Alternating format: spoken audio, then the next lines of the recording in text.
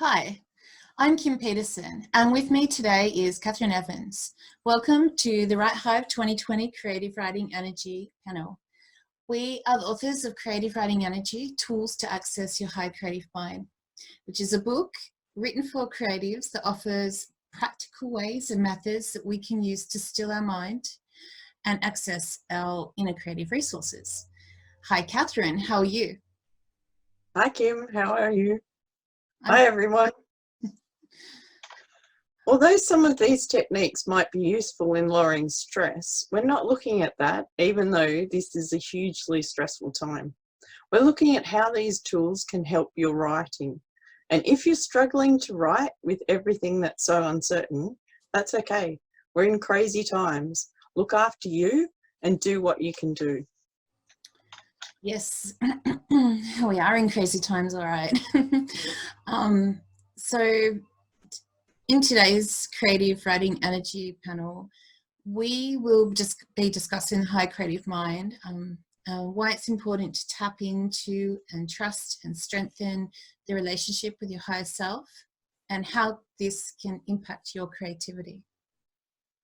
Then we're going to go on to discuss some of the methods we use to pave our way to a high creativity. And Catherine is going to demonstrate how she uses oracle cards to help create her stories and drive her stories forward. Also, we've put together a free PDF highlighting today's discussion, which you can grab at whisperinginkpress.com/creative writing energy. So don't forget to check that out. Okay, we're going to talk about the high creative mind first, and why it is important to take the time to cultivate a relationship with this part of ourselves. So when we talk about the high creative mind, we are essentially talking about the high self. And the high self is a term associated with a variety of belief systems, but its basic premise describes an eternal, conscious, and intelligent being which represents our most authentic states. Sigmund Freud, did I pronounce that right, Kath? Yes, Freud. Freud? Freud? He believed that our behaviour and personalities were driven by the constant and unique interaction of conflict and psychological forces that operate at 3 different levels of awareness: the pre-conscious, the conscious, and the subconscious. So, quick overview: the subconscious mind rules thoughts, memories, and feelings of that we're aware of in any given moment. So this is like the now aspect of our mental processing that we can think and talk about rationally. Then the pre-conscious consists of anything that could potentially be brought into the conscious mind, just below the level of consciousness. And then there's the unconscious or subconscious mind, which is the reservoir of feelings and thoughts and urges and memories that are outside of our conscious awareness, and thinks in the expression of form and images, underlying desires and creativity. So this is where that mysterious and beautiful part of your high creative mind is. Right, Kath? Yes. Yeah, it's like an inbuilt master program. Yeah, the bit you can tap into and find all sorts of amazing things. Amazing things, yeah. So it's there, it's never lost on any of us. And it's kind of like the universal part of the universal consciousness as well, and it's just brimming with your story ideas and creativity and imagination. So particularly with what's happening in the world now, Kath, with the COVID-19, and we're all facing isolation and lockdowns and things. I think it's crucial now more than ever, because to tap into this part of our creativity and our creative minds, because life has changed. We're not experiencing and being able to get out into the world and maybe usually derive our creativity from parts of the world that we usually can. What do you think, Kath? Yeah, patterns have broken, everything's changed, but that collective wisdom is still there. You know, that like the hero's journey that Joseph Campbell talks about. You know, most storytellers know that instinctively, and so, you know, if you tap into yourself, there's so much instinctive stuff that you know. That's what we're talking about. Yeah, exactly. And you know, there's basic ways that we can, I think now more than ever, it's a good time for introspection and reflection, and using those kind of natural resources. So do you want to talk about a few of the basic ways that we can do this, Kath? Yeah. So some of the easy things are things that you're probably doing yourself. So if you need to tap into your higher creative minds, you need kind of to be your best self. And it's really tough if you're stressed, anxious, worried, or sick. So it's not going to be easy at the moment to do it, but you can get there. So being healthy is one of the best things, and we're not just talking about food or exercise. We're also talking about your mental health, support and networks. You know, you might be isolated at home, but we live in a world where isolation is really not as isolated as it used to be. You know, you can pick up a phone, you've got mobile phones, we've got this amazing online technology. You know, use all those support networks you can to do your writing, do your exercise, keep in touch with people, get all the mental health support that you need, that you can. You know, make sure you exercise in your home or wherever you can get to. Eat as healthily as you can, and try to stay as healthy in your mind, body and soul as you can at this time. And that's about nourishing yourself too, not just food, but like Kim was saying, you know, the art and creative ideas, we can't get them how we used to get them. So, you know, there's supposedly online museum tours and art gallery tours. You know, go and do them if that's what you usually do in your free time. If you usually walk around a museum, go do the online tour.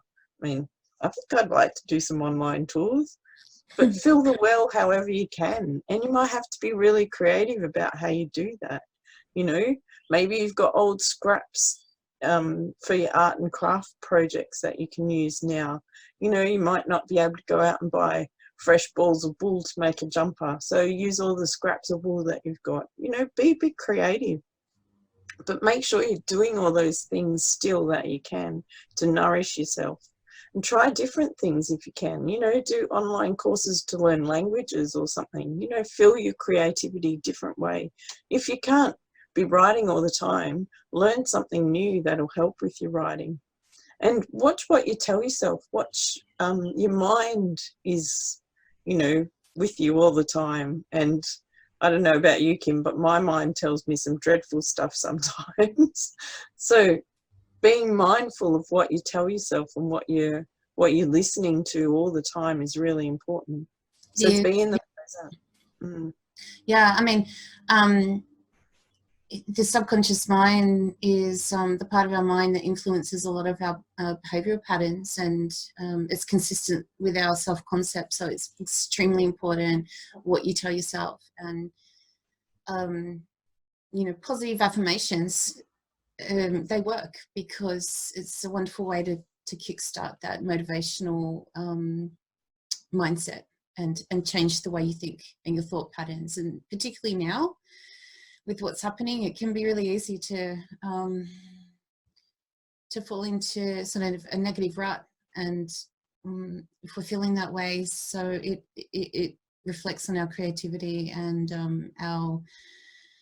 what we can produce with our work. So definitely important.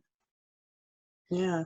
And if you find yourself worrying about the future, bring yourself back to now. Focus on your present, focus on your breath, and draw your thoughts back to what you're actually doing.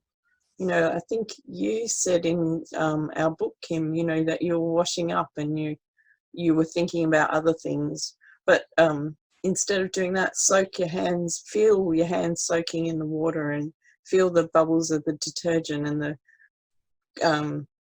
that heaviness of the plate, and yeah, ground yourself in the moment. Yes, definitely. I learned to do that because a while ago, when I was going through, quite a few years ago, going through a sort of a bout of depression, and I was seeing a therapist, and she said to me, just focus on your task at hand, you know, and I did, and I would, you know, yeah, wash up or cook, and I find cooking can be very therapeutic in that way, you know, just to bring yourself into the moment and focus on enjoying creating something different with your hands, you know, hands on preparing a meal, you know. Yeah. Yeah, and just sort of enjoy that experience. It sounds really simple, but it works. It works. And it works to sort of foster appreciation and gratitude too for the moment. Yeah.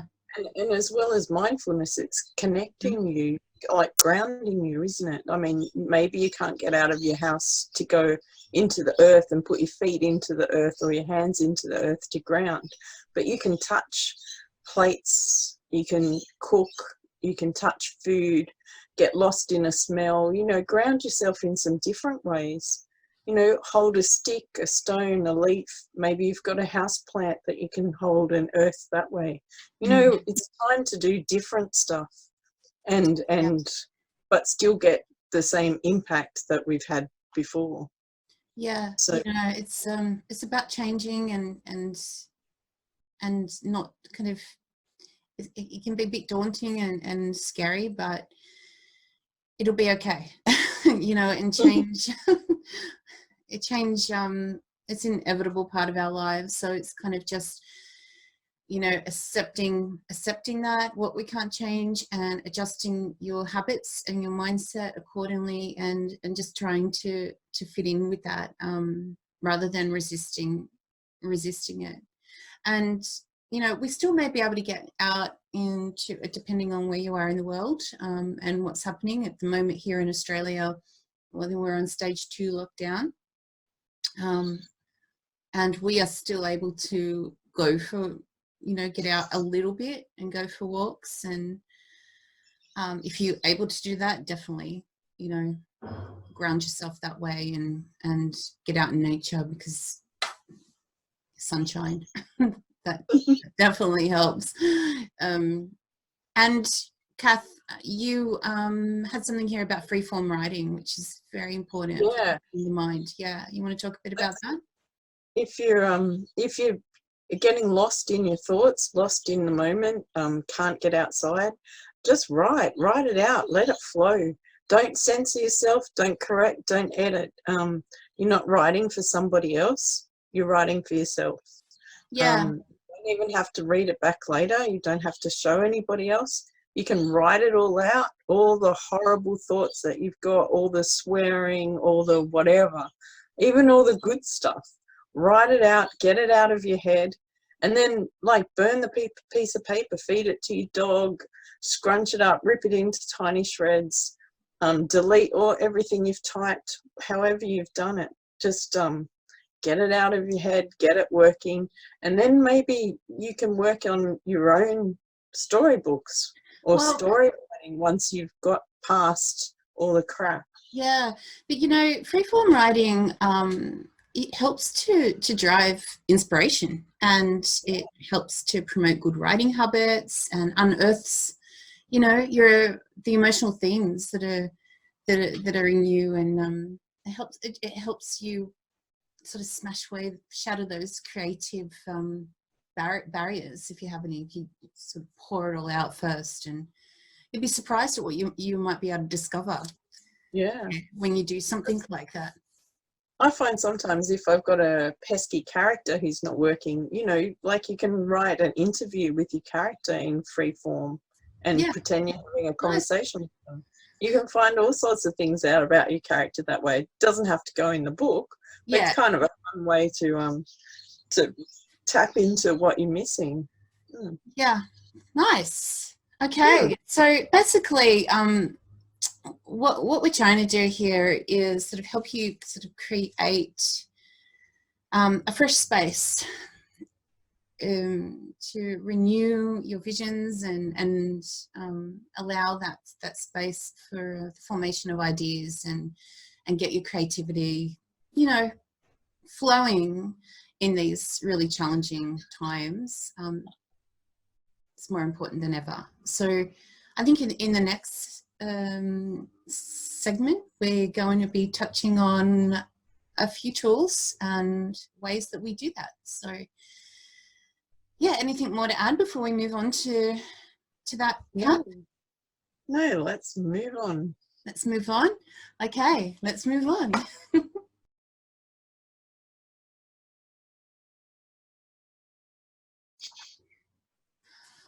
One way to access our high creative minds is through meditation.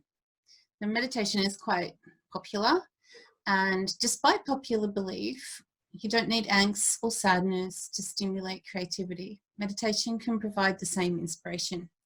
So it's focusing inward and trusting your instinct can help improve your creativity. And mindful meditation has so many benefits and are really central to creativity. So they include stuff like improved task concentration, sustained attention, empathy and introspection, enhanced memory, improved learning, and of course it helps to expand the consciousness, which is where your high creative mind is, right, Kath? Yes. And Yeah. inspiration. I often get inspiration after meditation. Yeah, well, it just kind of helps to loosen and the constraints of your mind, really, doesn't it? Yeah. Yeah. Gives you the pathways that you're sometimes locked down because you're too focused or stressed or something, isn't it? Yeah, definitely. It helps to unwind, and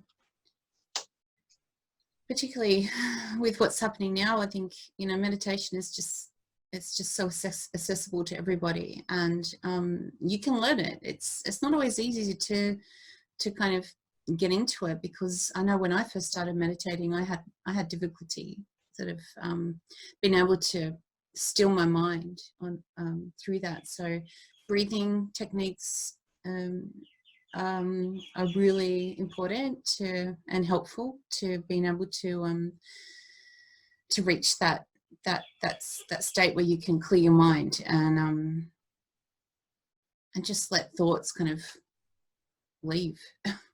Float. Mm-hmm. Yeah.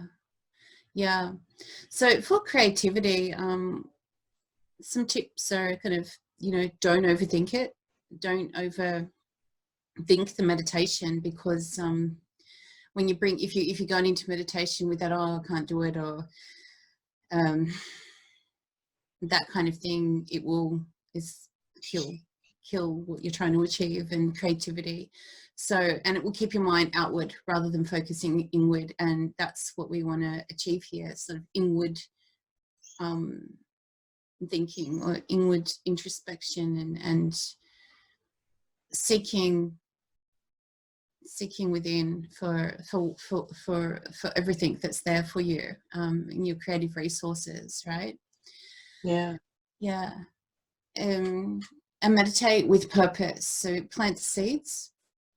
I know that if I'm working on a project and I might find that, you know, I feel a bit blocked on you know, ideas or you know, if particularly before a story, you know, I might have a bit of an idea floating around my mind, and I will meditate on that. I'll kind of meditate with the intention of that story idea and sort of, you know, let it sort of take form asking for it to take form in my mind, and often it will help. You know, the ideas kind of, it just opens those pathways for the ideas to start. Do you know what I mean, Kath? Yeah, exactly. Yeah. Yeah. It's like a mind garden. Yes. And you can pick the flowers you want. Yeah, definitely. And be mindful outside of your meditations. This is something Kath talks about a lot, mindfulness, and what we did touch on briefly in the introduction. And because creativity can come in many forms, you know, the way you cook and plate your food, and, you know, ways to train your brain to heighten your awareness, where you can think more creatively than maybe you're not otherwise used to thinking. And anything else to add on that, Kath? Yeah, sometimes you can help to write down your meditation afterwards, like any thoughts that's bubbled up while you've been meditating, because sometimes I found at the time, you know, you're a bit not focused, or you know, you just write things down and then you go about and do whatever, and a couple of days later you might look back and exactly what you need is written down, or it triggers another thought that helps. Yeah, so sometimes, you know, the miracle of the meditation isn't right instantaneous. It's it might be a bit later. Yeah, it's like you don't always know. You don't always know, but it kind of just fits into the puzzle later, and you think, oh yeah, you know, that happens a lot. Smart, wasn't I? Yeah. Okay, yeah. So it's like those ideas. It's trusting your intuition as well, and meditation can provide those little you know, golden nuggets of ideas, and you don't always know what their purpose is a lot of the time. You know, like a lot of the time I might be writing something and then I don't quite know where it fits, but it always just seems to fall into place. Do you know? It's like that creative mind knows something that you don't consciously know. And through meditation, it's a great way to kind of open those parts of yourself that you and cultivate you know, some kind of inner communication, and it, you know, strengthens your guidance system in all arenas of life, not just creativity. Helps with well-being and clarity, and, you know, I mean, the benefits of meditation are widely known, so great for creatives. And Kath, she has created a short guided meditation for writers, and we're going to include that download link for free in our PDF. So if you're interested, you can check that out too. Yeah. Right? Yeah. If you want to check out any other guided meditations, I notice that quite a lot of places have them for free at the moment to help with the COVID isolation. So I'm pretty sure Hay House had some, and Sounds True and Den Meditation. So I'll put those links in too. Yeah, that would be great. Yeah, because yeah, it's a super important to keep your mindset and your calm yourself. yeah, with all that's going on, and meditation is just super for that. So meditate. Yeah, so I think next we're going to be talking about oracle cards and tarot cards, which is really exciting. So stay tuned.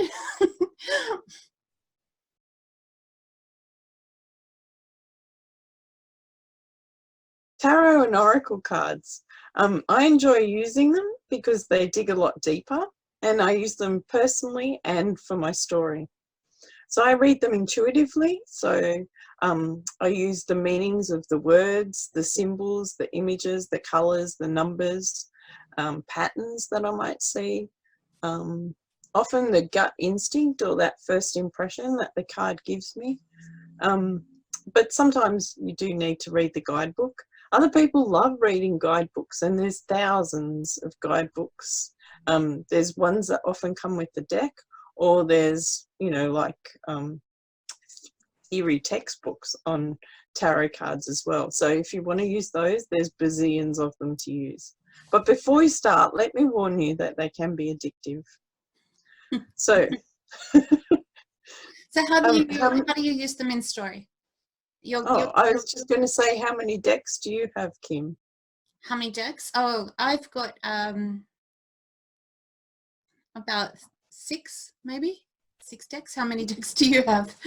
I've got about 12, which I think is a bit excessive, but I know people who've got 50 and 60, and you know, like, so be careful if you start buying them, they get a bit addictive. But you can look at them online as well. So if you're not if you don't have any but you want to use them for story, there are some that are done as those like little gifts where you can, you know, hit the key and that's your reading.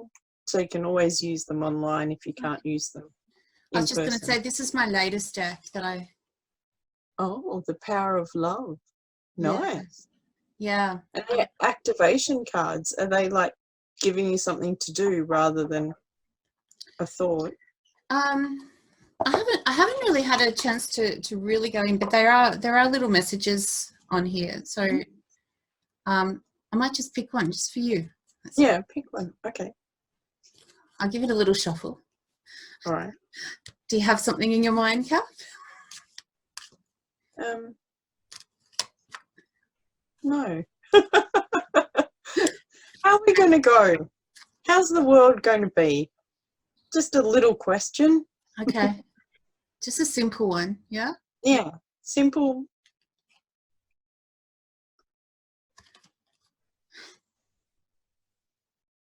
Detachment. Detachment. But what's that mean? What's it say? Listen to this. You are releasing old patterns and ideas that no longer serve your highest ideals of love. Mm. Well, there's definitely there's definitely a shift going on, you know, on a global level as well as individual. Yeah, everyone's feeling it individually, and I think, you know, a lot of old patterns do need to be released right now, you know, to move on. That's how we move on, right? Yeah, change. Yeah, always change. Can't stop change. It's just the way you deal with it. So anyway, Kath, back to to writing now. And so if you're using your cards, Kim just gave you a great demonstration of how to use them. Shuffle them, but think of a question. You can't just randomly use cards and see what they tell you. You have to have something in your mind before you start. So don't just think, oh, I'll just shuffle these and see what happens. Can I ask? Have a focus. Yes. I've sort of heard that you need to really focus on the question at hand, or what you have, because even if you might be asking a question, the cards are going to actually reflect on what's your real question inside is. Do you know what I mean? Does that make sense? So yes. Yeah. So you because you're thinking, when you're reading cards, you're using your higher mind, I think, to read them. So if you're not true to yourself and you're asking, you know, a simple basic question, when your higher mind is actually asking something else, the answer is going to be to the question in your higher mind, not what colour should I paint my room or whatever simple question you're going to ask. Yeah. What I meant. Okay, so you're going to do a demonstration, aren't you, for me? You're going to ask you a question about my... I'm about to embark on writing the 3rd book in Blood Legends, the first part of my series, which is the Ground Zero series. So I'm going to ask Kath a question, and we're going to do a little demonstration. And you know what? I'm going to pick the deck depending on the question that you ask, because I've got a couple of different decks, and for me, the question that you ask and how deep the answer has to be is going to be what determines which deck I use. Okay. Just Are you because ready? I'm weird like that. Yes. So ask That away. makes perfect sense to me. Okay, well, it's basically just a general overview question of the book, and I want to know what theme I should be using in book 3, which will be called Blood Legends Ascension. And your theme is just you just want one theme for it? We'll just see what comes out. Yeah. Okay. And I'm going to use my favorite tarot deck, because if you wanted a quick you know, one word thing, I would use an oracle card that just has one word on it. If you wanted something that was a bit more character based, I'd use something that had a bit more of a character story on it, like the cards that you had. But tarot to me gives me more scope, I guess, because they've got structured meanings, but there's also, it links to, you know, elements and so many different things. Okay. So I'm shuffling as I talk there, and I'll cut the deck and we'll look at the first card. Oh, What is so that? this is The 9 of discs. This is Okay. the Mary L deck. So it's the 9 of discs is what I think of where everything comes together and balances. Like you can see, can you see that card okay? Yeah. Or yeah. So see in the middle of the body, like all the chakras are lined up. You've got all the wheels. That's the healing symbol up here in his chest. So book 3 is going to be where everything comes together, everything balances, and yeah, is there a healing, some kind of coming together, a heart thing? Nice. Plus, like this card's got, can you see the moons at either end here, the crescent moons? Yes. So we're balancing, hand up, hand down. You know, there's a whole lot of balance in this of black, white, dark, light. Yeah. That makes sense with where Does that I make am sense? going with the story. Yeah. Pretty good, since I haven't read book 2. Did you Don't read know where book you're going. Yeah. Good.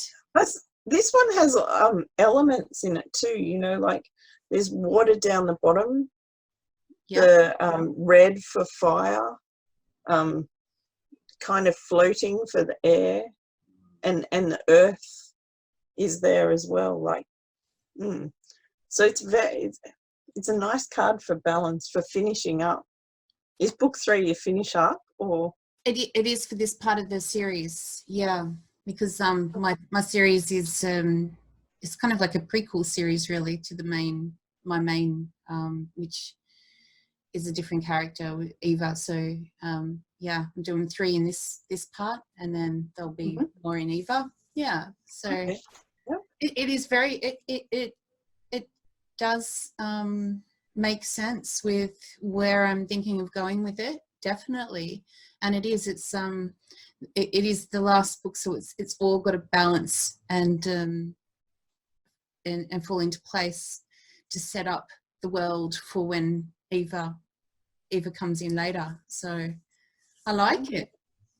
And the 9 of discs, if you're not familiar with tarot, there's 10 numbers. So 9 is almost the completion, and discs is the pentacles. So it's the earth element, like the 4th of the, yeah. So it's a very, earth grounded, almost complete card. Makes perfect sense. Thank you. Weird, isn't it, how it does that? It is. It is. So, There you go. There's a demonstration. So there's also oracle cards. These are my favorite oracles, the Soul Tree oracle cards. And oracle cards are a bit simpler than tarot. Yeah. So tarot has numbers and suits and structures and a major arcana and a minor arcana. Whereas oracles have a simpler message. Like this is the Soul Trees one. That's celebration. So if you If you're looking for like a character traits for your main character, you know, you might pull 3 of these and see what you get for those. But if you're looking at story, an overall story like you asked, I wouldn't use my oracle cards, just because I think one word doesn't give me enough to go into my head. Yeah. Yeah. But if that's all you've got at home, use them. Use them, use the colours, use the symbols, use whatever you can to get as much out of them as you can. Nice. Does that work? That works really well. Yeah. So there's a lot of ways that we can use cards to help. Yeah. So the tarot and oracle cards just are definitely a great way to sort of open those paths to different ways of thinking about your story and character. Yeah. And Kath, we've got a Facebook page where you will read people's cards for their story. So you want to talk a little bit about that before we move on? Yeah, just at the end of last year, right before our area fell into massive bushfires, we started a Facebook group to look at card reading, and I've only got 2 prompts in there. I've really done nothing because the other things were more pressing at the time, and now we've got Corona, so maybe I'll get more into it. But yeah, I wanted to put in some spreads so people could do their own card readings, but also if people wanted to have, you know, put up a question, then I could do a reading like we just did for Kim. Yeah, that sounds great. So yeah, so and maybe if people have, people have questions, they can put up that and we can discuss cards or whatever. Cards and story. Yeah, whatever you got, she'll answer. Yeah. And if you don't have cards, but you want to, you know, Reading. you're stuck on a story, yeah, let us know and we'll do something for you. Yeah. Yep. Nice. Okay, we'll pop that link into the PDF, and then just friend us and find us on Facebook. Yeah, join our group. Okay. So what's next? I think next we're going to talk about the pendulum. Yeah. Yeah. Okay. Your baby. My baby. Yeah. Okay. See you on the other side of pendulum.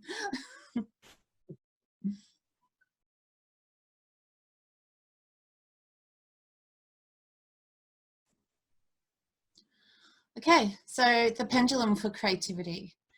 Pendulums are an ancient divination tool. I can't pronounce that properly. Used for finding intuitive answers to simple questions, yes/no questions. And they can be used to tap into your subconscious and then help tap into your inner guidance system. So I use my pendulum all the time, and my favorites are my rose quartz one. And Kath gave me this one for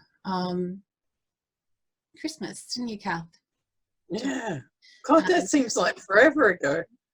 It does, doesn't it? Yeah. So, you know, pendulums can be sort of whatever you prefer. It can be a coin on a piece of string, just something that kind of dangles and it suspends, and you can hold it, and it will give you answers. So, rose quartz. That is my favorite. So the properties of rose quartz are universal. It's a stone of universal love, and restores trust and harmony in relationships, and encourages unconditional love. But I also have a rowanwood one, which I got during a pendulum workshop some years ago, and this is rowanwood, which is is a tree of life, Kath? One of the trees of life, rowan? I'm not sure. Yeah, it's one of the sacred trees. One of the sacred trees. Yeah, but it has strong qualities. I do know that. Used for clearing the mind and opening inspiration. So yeah, but whatever you use, it's important that you kind of connect to that material of choice, I think, because Kath, you do have one too. Yes, I do. Mine has one of those, like a pottery stone thing. It's a stone, okay. Yeah. Yeah. And mine has the chakra coloured beads up the string, going up to a heart. Yeah. So that one's mine. Yeah. So basically, when you use your pendulum, it's really important to kind of like the cards, before using your cards, you sort of got to be calm and centered, because if your emotions are erratic, you're not going to produce accurate results. It will read off your inner state of mind, basically. So maybe meditate if you need to, and maybe do some deliberate breathing techniques beforehand. It's a good place to start breathing. We all know breathing kind of can bring you to a calmer state of mind. So yeah, important to be calm before using your pendulum if you want to get accurate results. And then you'll need to connect with your pendulum. So basically, we've gone over this through a video that we made about pendulums, as well as an audio file that is available, and we will put the link for that in our PDF if you want to take a closer look at that.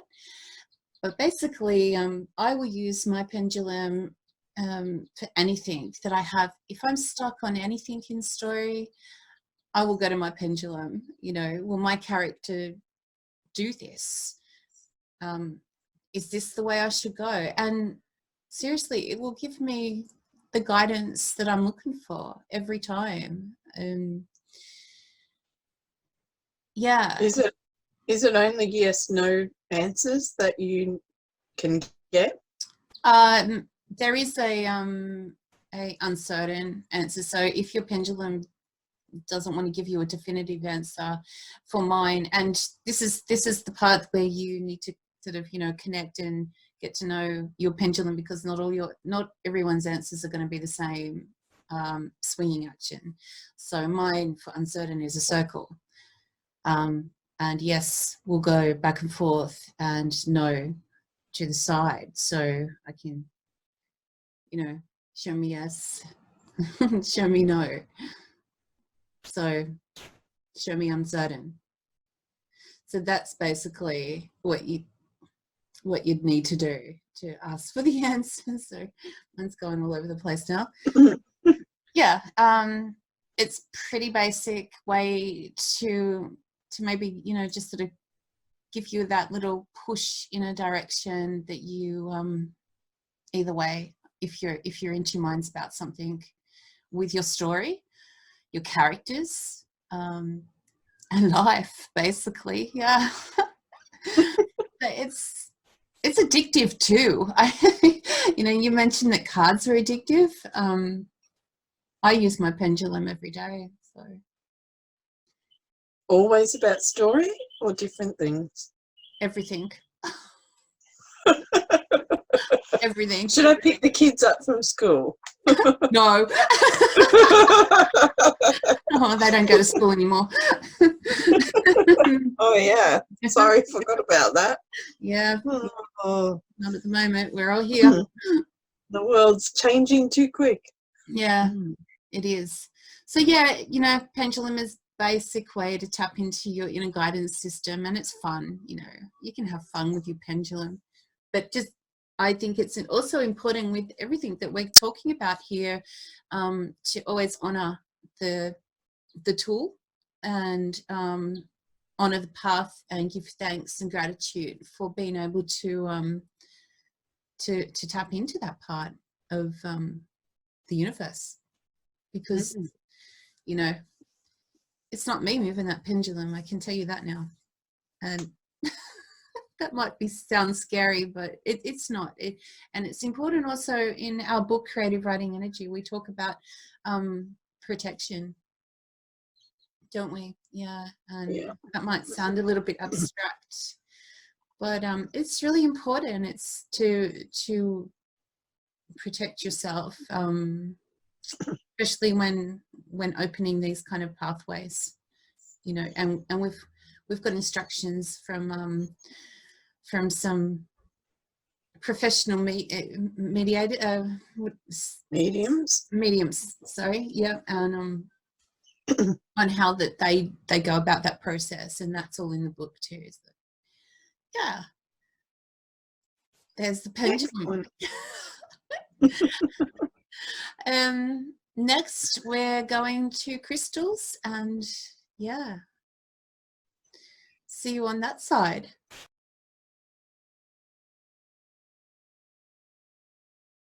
Okay, crystals and gemstones. Everything has energy and a vibrational frequency, and some people can feel that in gemstones and crystals.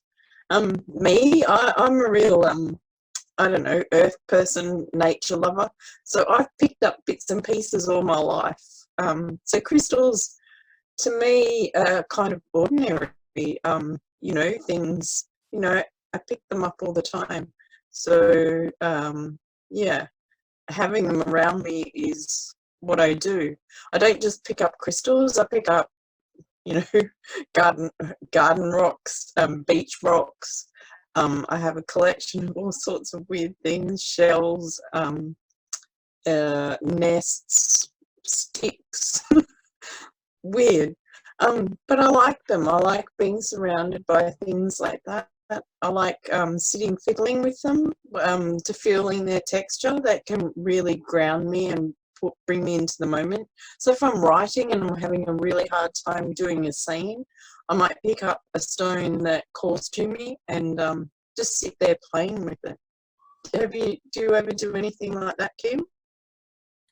I do like crystals, but I don't have a wide, broad knowledge of them like you. But I am definitely drawn to them. But I've always been drawn to rose quartz for some reason. It's like they, I even before I sort of knew a whole lot about crystals, it was rose quartz. And I've got a little dish here. Then even my dish is made out of rose quartz, and like, you know, my pendulums, and I even have a big one right next to my bed that I sleep with. So Oh, yeah, so you're serious about that? I'm serious about my rose quartz. It must be the love. I don't know. Must be. I love energy. It's always drawn to me. I was actually curious, Kath. Do you know if rose quartz has any kind of with creativity? Can that be used with creativity? Rose quartz. Oh, I don't know. Did we put a list in our book? Is it?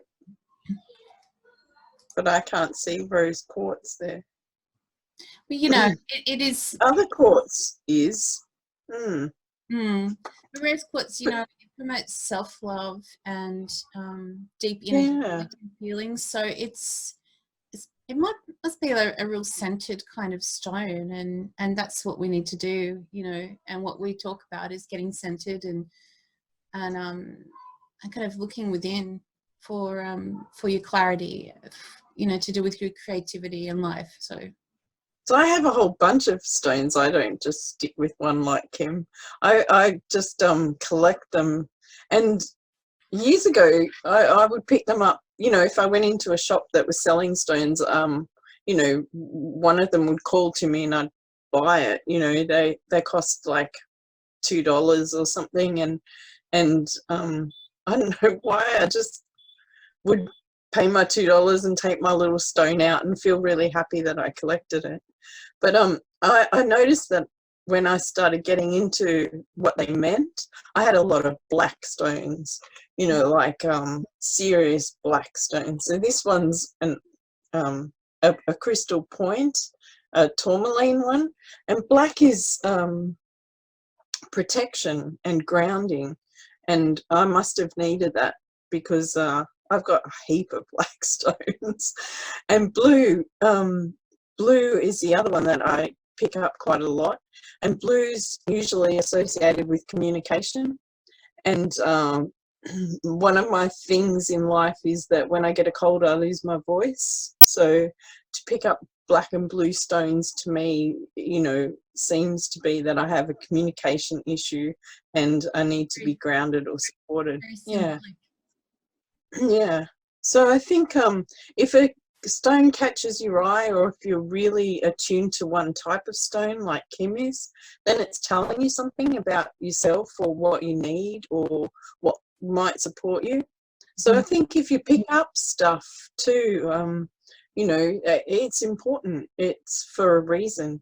Like in about October, I think I was in the little shop near me that has little stones, and I picked up septarian, which looks like this. You know, it's nothing flash, and it's made up of 7 different layers of soil that's squished into the rock. And I didn't even know why I picked it up, but I did. And then when the bushfires started around near me, I had to pick up my septarian, and I put it in my pocket. And 4 months later, septarian is still in my pocket and under my pillow. If I leave it somewhere, I have to go back and find it. I don't know what it's doing. It's grounding me.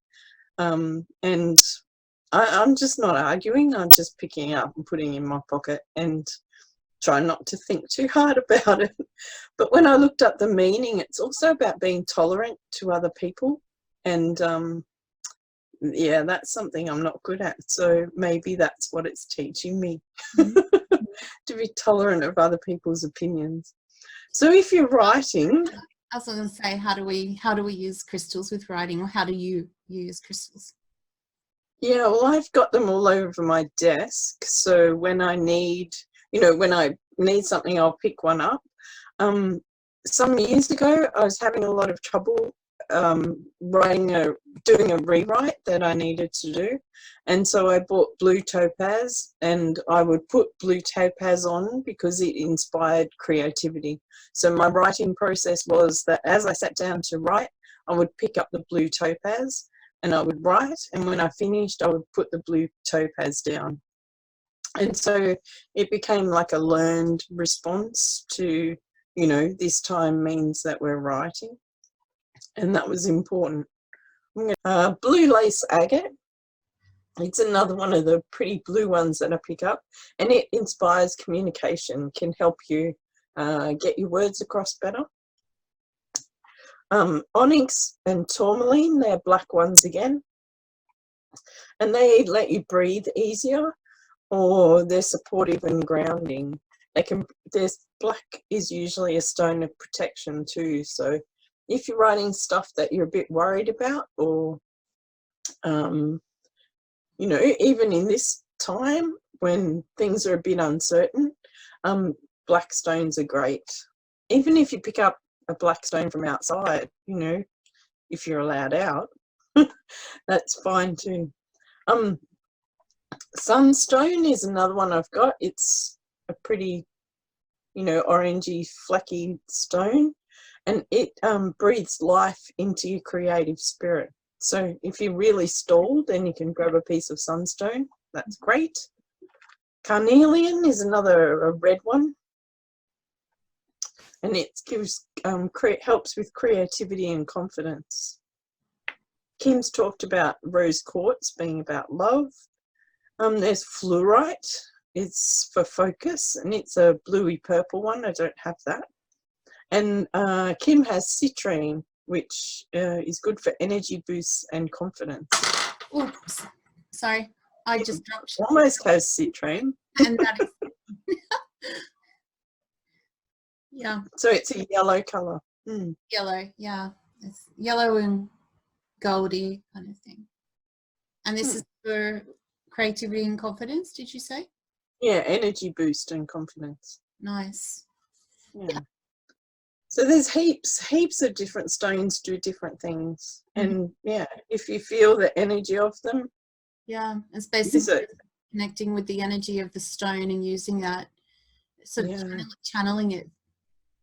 Yeah. Yeah. And I try not to think too hard about it because it does my head in a little bit if I think too hard about why why it works. Yeah.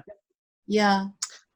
But I also have beach stones that I've just picked up, like pebbles along the beach, you know, and I'll pick them up and hold them in my hands as well, and they do just as good as you know, like a coloured crystal. I think. Yeah. Great. Nice.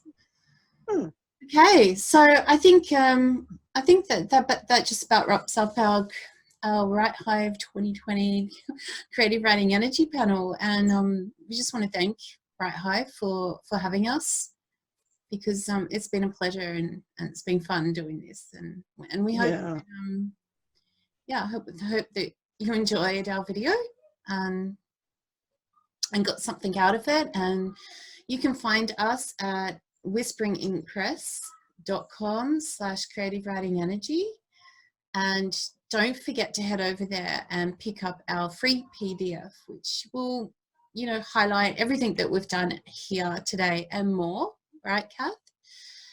Yeah. Links to other resources. Yeah, other resources. As well as check out our book, Creative Writing Energy, Tools to Access Your High Creative Mind. It's just 99 cents. So yeah, anything else to add, Kath, before we head off? No, stay safe. Think safe. Outside the box. Yeah. Be creative. Yeah. And the world needs creative people at this time. Yeah. So things can feel a bit heavy, but so, you know, kind of what we've talked about might help to ease that a little bit and get you feeling a bit better with what's happening right now. So share your creativity and your love and and be well. Okay. Thanks. Bye. Thank you.